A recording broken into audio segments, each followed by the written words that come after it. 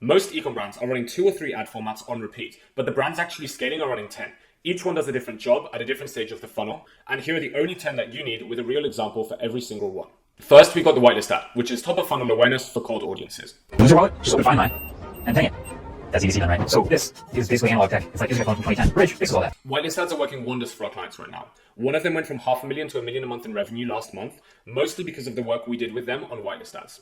A Whitelist ad runs through a creator's profile as opposed to your brand page. So the viewer sees a person that they already follow. It immediately looks like organic content because it is. So we see Whitelist ads outperform brand page ads almost all the time.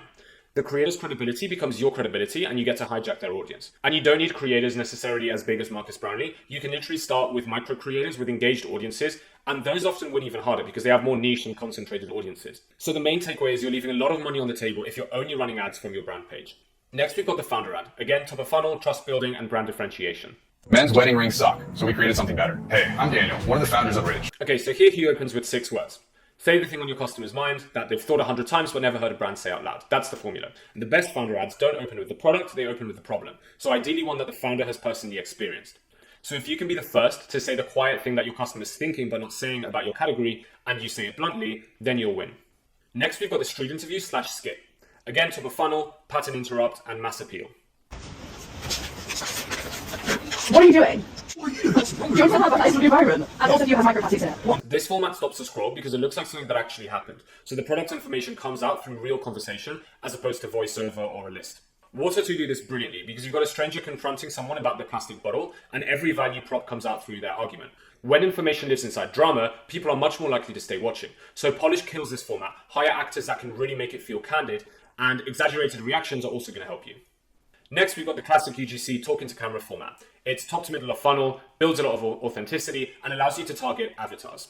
As a woman in her 30s, I'm very focused on my hormones and trying to slow down the aging process as much as I possibly can. And as we know, nutrition plays a huge role in that. The old UGC, where a creator holds up a product, reads a script, mentions a discount, is completely dead. And what's working right now is more of a yapper kind of format, where it's a creator talking to the camera like they're ranting to a friend. So no B-roll, no text overlay, but just really authentically someone who actually seems to use the product.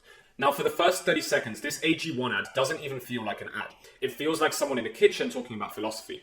And by the time the product appears, you've already nodded for half a minute. So the takeaway is to find creators that will naturally talk this way, give them a really loose brief, not a word-for-word script, and don't script the authenticity out of it. And number 5, we've got the fake return. So middle of funnel, objection handling, and social proof. Another day, another return. Hello? Hi, yeah, I've been using your protein coffee for a month and I need to send it back. Okay, yeah, what seems to be the issue? Well, first of all, I stopped buying protein shakes and I haven't ordered coffee in weeks and I'm not even snacking in the afternoon anymore. Yeah. So here's someone's returning a product. The brand investigates the complaint, and the complaint turns out to be a list of things that are actually working.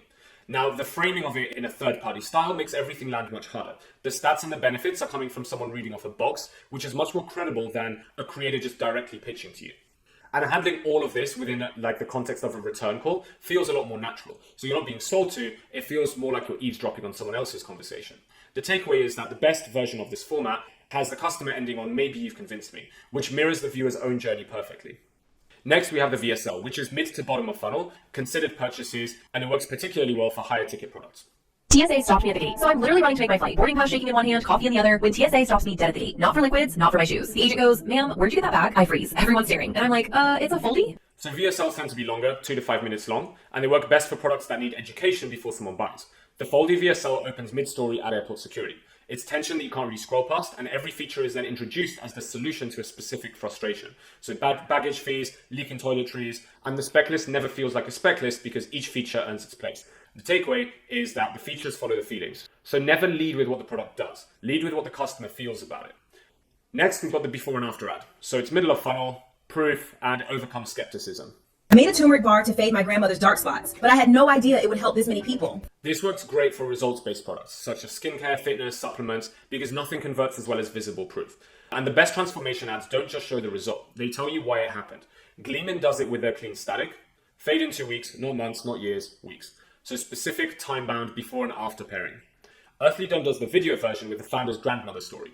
So first week she told me her skin felt smoother, within 2 months the spots were basically gone. The takeaway here is that specificity makes a transformation feel really achievable. And in 2 weeks is much better than just saying fast because it's specific. Next, we've got the emotional avatar story. Its role is more middle of funnel, and it works best with high LTV customer acquisition. Human Sally looks like this or like this. He's not fat. His hormones are probably broken. His T is probably tanking, while his estrogen is through the roof. That soft, doughy look, it's not a dad bod. It's high estrogen causing belly fat, low T killing his muscles, and the cortisol making everything worse. This is the format that most brands are too scared to make. It starts with a person in real emotional pain as opposed to generalized pain. And you really need to let it breathe before mentioning the specific product, otherwise it will feel inauthentic. Beyond Alpha do this brilliantly. The wife narrates her husband's transformation, saying it feels like having an affair with a younger version of him. That's a relationship level social proof that is much better than a clinical study. They're not targeting the man, they're targeting his wife instead. The takeaway here is to find the person around your customer who feels their pain too, because sometimes the best avatar isn't the buyer, but the buyer's partner or parent or kid. Next, we've got the educational/listicle ad. This one is full funnel. It builds awareness and conversion depending on the angle you use. Here's why this is not cringe and actually makes sense. There's something called deep pressure stimulation. Basically, it means applying gentle pressure. Now, listicles get a bad reputation, but when you pair them with a strong research and real customer language, they work really well. The best version is the educational hook and reveal. So open by teaching something that the viewer didn't know, such as a stat, a reframe, a mechanism, and then introduce the product as the logical answer.